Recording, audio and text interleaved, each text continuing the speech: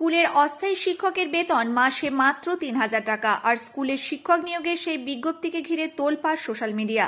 নেটিজেনদের বক্তব্য, জব কার্ডের মজুরি বেড়ে হয়েছে ২৫০ টাকা। সেখানে মাস্টার ডিগ্রি ও বিএড যোগ্যতা সম্পন্ন শিক্ষকদের মাইনে মাত্র মাসে ৩,০০০ টাকা, অর্থাৎ দিনে ১০০ টাকা। ঘটনাটি পুরসুরা চিলেডিঙ্গি রবীন্দ্র বিদ্যাপীঠের। যদিও স্কুল কর্তৃপক্ষের দাবি, সোশ্যাল মিডিয়ায় যা ভাইরাল হয়েছে তা সত্য নয়, কারণ সপ্তাহে ২ থেকে ৩ দিন ক্লাস নেওয়ার জন্য ৩,০০০ টাকা দেওয়া হবে। বিজ্ঞপ্তিতে সেটা উল্লেখ না করাতেই এই বিভ্রান্তি তৈরি হয়েছে।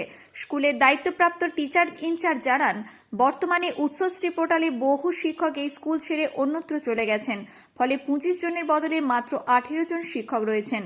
অথচ তাদেরকে ১,০০০-এর বেশি ছাত্রছাত্রীর পঠন পাঠনের দায়িত্ব পালন করতে হচ্ছে। এমনকি শিক্ষক নেই ফিজিক্সের। বিজ্ঞান বিভাগ চালু রাখার জন্য এখনই ওই বিভাগের শিক্ষক নিয়োগের প্রয়োজন। তাই স্কুল ফান্ড থেকে আপাতত বেতন দিয়ে ওই শিক্ষক নিয়োগের প্রক্রিয়া শুরু হয়েছে। চিলাডাঙ্গি রবীন্দ্র বিদ্যাপীঠ ১১৫০-র মতন ছাত্রছাত্রী আছে। হ্যাঁ, গ্রামের ভেতরেই তো স্কুল, একটাই স্কুল। আর এমনি গ্রামটাও, চিলাডাঙ্গি গ্রামটাও বিশাল বড়। আউটসাইড কিছু গ্রাম থেকে আসে, যেমন আগড়ি আছে, সুদরুস আছে, বলরামপুর আছে। এই সব জায়গা থেকে ছেলে মেয়েরা সব আসছে।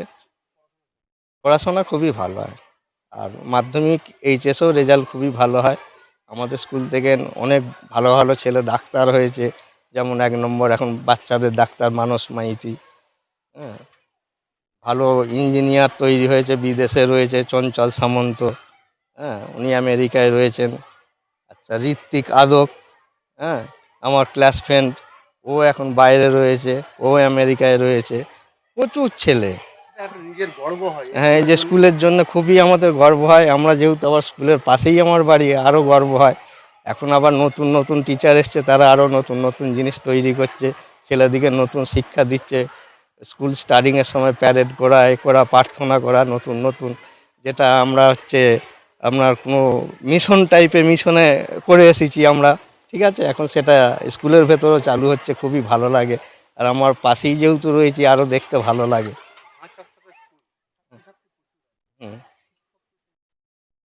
শিক্ষক শিক্ষিকা ভালোই ছিল, কিন্তু এখন ট্রান্সফারের ব্যাপারের জন্য অনেক শিক্ষক, ভালো ভালো কয়েকটা শিক্ষক চলে গেছে। হয়তো ক্ষতির একটু হচ্ছে স্কুলের, এবং আউটসাইড যারা টিচার রয়েছে একটা পূরণ করার চেষ্টা করে। হ্যাঁ, শুনেছিলাম জেনে যে এরকম টিচার দিকে কিছু টিচার নেওয়া হবে বিজ্ঞপ্তি দিয়ে, এটাই শুনেছিলাম, কিন্তু আমি ঠিক পরিষ্কারভাবে ঠিক জানা নেই আমার এটা। এখন হয়েছে বলে আমার ঠিক জানা নেই। ঠিক আছে, এবার স্কুল কমিটির যারা রয়েছে তারা হয়তো ভালো বলতে পারতো। প্যারা টিচার হিসাবে কিছু আছে, এটাই জানা আছে, কিন্তু আপনি যেটা বলছেন, যে প্রশ্নটা করলেন, আমার ঠিক জানা নেই এই স্কুলে সেটা নিয়োগ হয়েছে নাকি। শিক্ষক অবশ্যই দরকার। ছেলে মেয়েদিকে মানে আরও এত ছেলে মেয়ে আছে, যেহেতু শিক্ষক আরও প্রয়োজন রয়েছে স্কুলে। আমার নাম কৌশিক সামন্ত। মানে আমাদের সায়েন্সের যে টিচার, আমাদের ওই সাবজেক্টের টিচার বর্তমানে নেই, ট্রান্সফার নিয়ে চলে গেছে। সেই জায়গায় আমরা কোনো টিচার পাইনি। তো সাবজেক্টটাকে পড়াতে গেলে তো টিচারের দরকার। আমাদের লোকাল থেকেই একজনকে নিয়োগ করা হয়েছিল।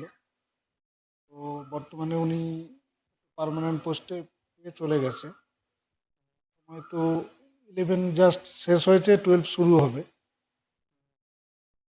ক্ষেত্রে নিয়োগ করতে হবে। এবার লোকালে সেইভাবে কাউকে পাচ্ছিলাম না বলে যে সেই জন্য একটা নোটিফিকেশন দেওয়া হয়েছিল। পোস্টটা সাধারণত আমরা 2 দিনের জন্য, শুধু এইচএস পড়ানোর জন্য করা হয়েছে।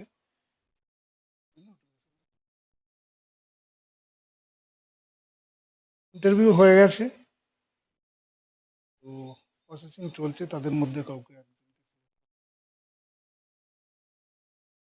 3 জন না, 2 জন। এসসি বিএড, নাম দিলীপ কুমার জানা, স্কুলের সভাপতি।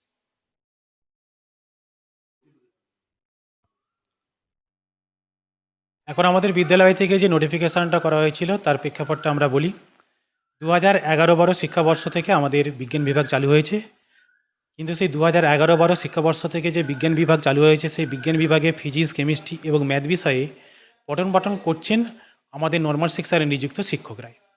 2021 সাল পর্যন্ত আমাদের কোনো অসুবিধা হয়নি। নর্মাল শিক্ষণের একজন শিক্ষক পদার্থবিজ্ঞান বিষয়ে পঠন পাঠন করাতেন, কিন্তু 2021 সালে উচ্চশ্রী পোর্টালের মাধ্যমে তিনি ট্রান্সফার নিয়ে অন্যত্র চলে গেছেন এবং উচ্চশ্রী পোর্টালের মাধ্যমে যে সমস্ত শিক্ষক শিক্ষিকারা আমাদের স্কুলে যোগদান করেছেন তাদের কারোরই বিষয় ফিজিক্স নয়। সেই কারণে ফিজিক্সটা তো আমরা সরাসরি ওই বিষয়টা তো বন্ধ করে দিতে পারি না। যেহেতু বিজ্ঞান বিভাগ চালু আছে, তাই বিজ্ঞান বিভাগকে সচল রাখার জন্য আমরা এর আগে ওই শিক্ষক চলে যাওয়ার পর একজন কন্ট্রাকচুয়াল গেস্ট টিচার নিয়োগ করেছিলাম, তার নাম রিয়া সানা। তিনি অন্যত্র আইসিডিএস সুপারভাইজার পদে যোগদান করার ফলে আমাদের শূন্যপদের সৃষ্টি হয়েছে। সেই শূন্যপদ সৃষ্টি হওয়ার দরুন আমরা যে ছাত্রছাত্রীদের পঠন পাঠনের স্বার্থে যাতে বিজ্ঞান বিভাগটা বন্ধ হয়ে না যায় তার জন্য আমরা একজন কন্ট্রাকচুয়াল গেস্ট টিচারের আমরা বিজ্ঞাপন দিয়েছিলাম। এখন কন্ট্রাকচুয়াল গেস্ট টিচার হিসেবে বিজ্ঞাপন দিতে গিয়ে আমরা যে রেমুনারেশনটা উল্লেখ করেছিলাম সে মাদালি 3,000 টাকা, সেই 3,000 টাকাটা অনেকেই ভুল ব্যাখ্যা করছেন। এই 3,000 টাকাটা এখানে গেস্ট টিচার মিনস বিভিন্ন কলেজে যে গেস্ট টিচার নিয়োগ করা হয়, গেস্ট টিচার কখনোই সপ্তাহে 6 দিন আসেন না, 2 থেকে 3 দিন আসেন, অর্থাৎ মাসে 12 থেকে 14 দিন। এর জন্য রেমুনারেশন 3,000 টাকা। সত্যি একটা এমএসসি বিএড ক্যান্ডিডেটের জন্য এটা খুবই সামান্য রেমুনারেশন, কিন্তু আমাদের এই যে রেমুনারেশনটা দেওয়া হবে এটা পুরোটাই হচ্ছে স্কুল ফান্ড থেকে, এখানে সরকার প্রদত্ত কোনো তহবিল থেকে নয়। সুতরাং আমাদের ছাত্রছাত্রীদের পঠন পাঠনের স্বার্থে আমাদের এই নোটিফিকেশানটা দিতে হয়েছিল, অর্থাৎ কিন্তু নোটিফিকেশান হয়তো আমাদের একটা মিস্টেক ছিল, 2 থেকে 3 ডেজ পার উইক এই কথাটা আমাদের উল্লেখ করা উচিত ছিল, কিন্তু আমরা সেটা উল্লেখ করা হয়নি। কিন্তু অনেকেই সেটা ভুল ব্যাখ্যা করে 30 দিয়ে ভাগ করে পার ডে 1,000 টাকা রেমুনারেশন উল্লেখ করে, হ্যাঁ পার ডে 100 টাকা রেমুনারেশন উল্লেখ করে বিভিন্ন রকম কটূক্তি করছে। আমরা ওই যে কন্ট্রাকচুয়াল বেসিসে যেটা নিয়োগ করেছিলাম সেটা সপ্তাহে 2 থেকে 3 দিনের জন্য রেমুনারেশন 3,000 টাকা, সপ্তাহে 6 দিনের জন্য নয়, 2 থেকে 3 দিনের জন্য। এরপর আমরা যেটা বলি, আমাদের বর্তমানে বিদ্যালয়ে ছাত্রছাত্রীর সংখ্যা 1050। এই 1050 ছাত্রছাত্রী আছে, তাদের জন্য আমাদের পার্মানেন্ট অ্যাসিস্ট্যান্ট টিচারের অনুমোদিত পদ 25টা, কিন্তু বর্তমানে আমাদের শিক্ষক রয়েছেন 18 জন, শূন্যপদ 7 জন। এই শূন্যপদ 7 জন হওয়ার কারণে আমাদের বিদ্যালয়ের পঠন পাঠনে বিঘ্নিত হচ্ছে। শুধুমাত্র এই বিষয়ই নয়, আরও অনেক বিষয়ে আমাদের গেস্ট টিচার নিয়োগ করা হয়েছে।